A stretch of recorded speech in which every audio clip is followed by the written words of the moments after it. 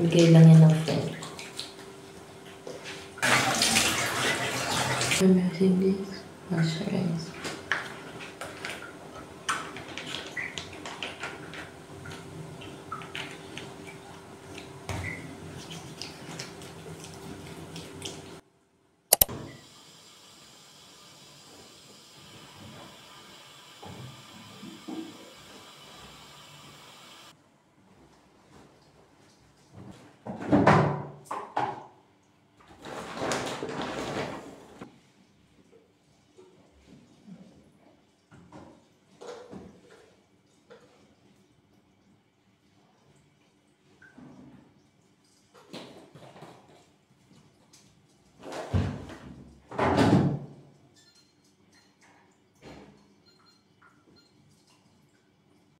Hi guys, good morning. So today is Sunday na naman and it's my rest day. So currently it's 8:30. So actually maaga pa ako nagising, mga mag-8 or quarter to 8 at so yun, sinala ko kasi yung labahan ko. Kasi mamaya pag nagising yung mga may pasok, baka late ko nang malaban yung mga damit ko. Maganda yung araw ngayon sa labas. Kaya yun, naglaba na ako ng maaga para masampay ko at matuyo ng maaga mamaya. Kasi baka mamayang hapon, aalis kami. Pero di pa sure yun. Kasi mukhang tinatamad din yung kasama ko na naka-day off din ngayon. And yeah, that's it. Magluluto na ako ng breakfast.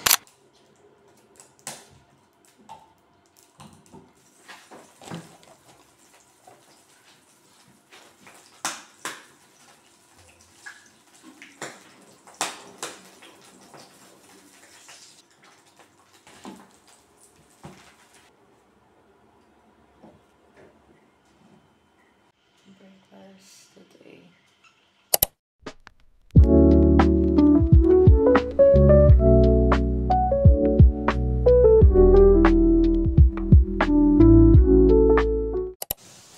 Hi guys, so it's 11 AM here in Sarajevo. And medyo maulan sa labas, kaya hindi ako sure kung matutulog kami mamaya. But lunch namin, magluluto ako ng ulam namin. So magluto ako ng adobo. Nakabili kami kahapon ng pork doon sa market sa harap ng kung saan ako nagtatrabaho. And nakahanap ako ng pork and mura lang siya guys. So bumili kami. And then last night nagluto kami ng singkang na baboy. And then magluto ko ng pork adobo. Kaya so yun. And then after that, maliligo na. Ayan, pinapakuluan ko muna siya kasi para medyo lumambot yung baboy. Ayan.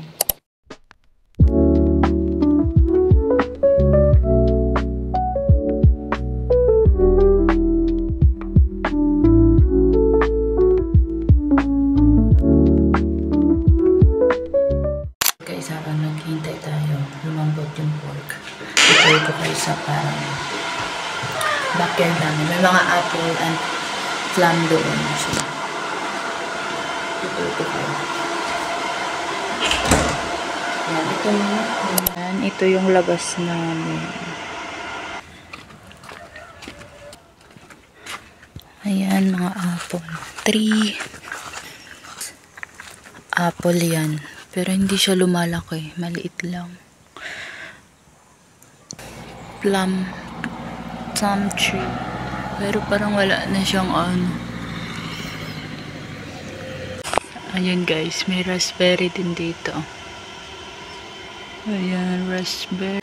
Hi guys, so it's afternoon na dito sa Sarajevo. It's currently 4 PM. And kaliligo ko lang kasi natulog ako. So yun, papakita ko sa inyo yung mamaya yung mga damit na nabili ko sa Terra Nova. Actually, mga ano lang naman yun, mga t-shirts, ano. For now, magsi-skincare muna tayo. So, ito, I'm using moisturizer. So, after ko maligo, ito na yung ginagamit ko yung or Mangilamos. Yung moisturizer na aloe vera serum. Soothing gel. Actually, maganda siya sa skin, guys. Hindi na ako masyadong nagbe-breakout. Ko sa Terranova is mga ano lang, mga t-shirt, short, sando, and then tawag ito, long sleeve or parang sweatshirt ata, ganun. And then may napili din akong sapatos. So yun, and eto, so papakita ko na sa inyo yung mga nabili ko. So ayan, isang gray na t-shirt, isang black, ayan. And then, isang pink na t-shirt. And then, white. Isang sando, ayan. And then, isang short. Ito, ayan. Ayan, naka-sale din to guys. Nasa 59 na ata or nasa 1,000 pesos, 1,000 plus pesos or 2,000. Ayan. Okay. Ayan siya. Yung daan pababa papunta dun sa bus station. Ayan yung mga kapitbahay namin. Oh, may mais. Ano to? Ayun, no, grapes yan guys. As in, grapes yan. Ayan. Ito guys, ano to, palabas na to sa village. And then, may makikita tayo doon mamaya. Grocery store. Kung saan pa bumibili ng pagkain.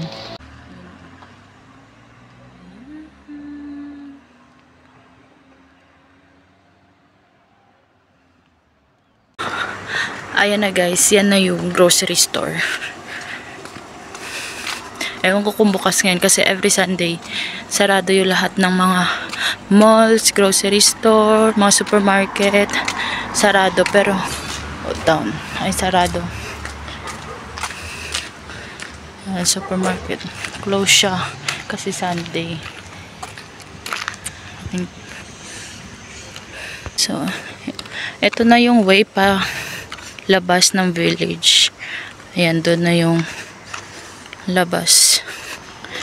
So, babalik na tayo kasi baka umulan. Nakikita nyo ba yung bus na yun? Diyan kami sumasakay. So, diretso na yan doon sa Old Town. Tapos, lakad na lang kaunti.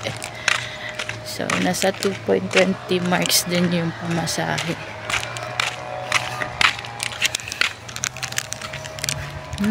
Parang hinihingal ako guys. First time ko ulit bumaba. And then binigyan ako ng driver doon. Ng driver ng bus. Kasi parang nakikilala niya na kami. Binigyan niya ng biscuit or Oreo. Ang bait niya. Ang bait naman ng mga tao dito guys. Actually. Ang bait ng mga lokal. Yun guys, oh. Cherry ata yan. Hindi ko alam, hindi ako sure. Pero parang cherry siya. Tapos, ito naman, blackberry. Tignan nyo. Ayan, maliliit pa siya. Look, binigyan ako ng kapitbahay namin ng pipino. Nagay lang ako sa kanya. Tapos sabi niya, bibigay niya daw yung pipino sa akin. Ayan o. Tatlo. Parang sinipon ata ako. Nandito na ako sa bahay. Yung puta Hi! lagi ako dyan nababang. Masarap ba yung luto ko? Hindi! Hindi. Pakibalik po. Pakiluwa po ng kinain mo. Wala na, wala akong choice kasi gutom ako. And gabi na dito. It's currently 7 p.m. And naglalaga kami ng kamote. Ayan. Naglalaga kami ng kamote. Tapos binigyan kami ng pagkain ng kasama namin na Indian sa taas. Doon kasi sila nakatira sa taas. So binigyan kami ng pagkain. Parang curry daw siya, Indian curry ata. So, iinitin ko kasi mukhang masarap. Hindi na kami magluluto ng ulam kasi maraming binigay na. And then, itong pipino na binigay ng kapitbahay namin, nalagyan ko siya ng suka, tapos pepper. Yun lang yung ulam lang yung gabi. Yan. Ayan yung binigay niya guys. Indian curry daw siya, may egg siya, and I don't know kung ano yung mga gulay-gulay na nilagay nila. Maanghang siya, pero masarap. Kaya titimplahin ko.